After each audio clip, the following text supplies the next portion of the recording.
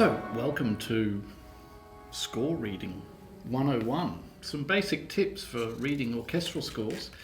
You'll see here the orchestra is divided into groups. So here we have all the woodwind instruments.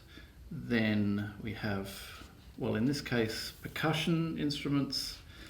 Then in this instance we have this line, which is the solo viola. This is my Viola Concerto, and here are all the orchestral strings.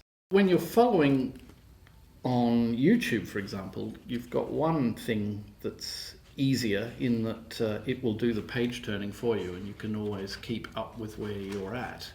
And as you're hearing the music unfold, it's fascinating to see where the moments of activity are coming from. So here it starts very quietly, but then obviously there's movement at the station here, where the woodwinds and some of the mallet instruments start undulating. This is an interesting spot here. You can sort of then follow the gentle pitter-patter of three flutes as they go downwards, downwards, downwards, and then get taken over by two clarinets, which continue the same sort of colour but are able to go much lower. And it takes us then to the very gentle ending of the movement. The other thing is that it will give you an indication of where the energy of the piece lies. I mean, here you'll see that there's a lot of stuff happening, first of all in the strings and answered by the woodwinds. And so following where it goes black, really, gives you an idea of what instruments, how many instruments are involved at any one time, and how they then all of a sudden will bring in many more instruments all in one go.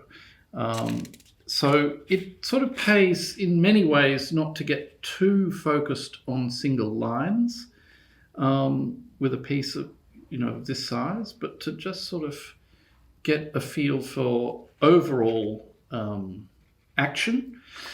But it is also, in this instance, there's a prominent line for a solo instrument, and that's when it may be helpful to follow more specifically what that solo instrument is doing. Certainly if you were conducting this piece, you'd need to be very, very carefully attuned to what the soloist, in this case the viola soloist, is playing, because your job would be to make sure the orchestra is with that soloist at all times.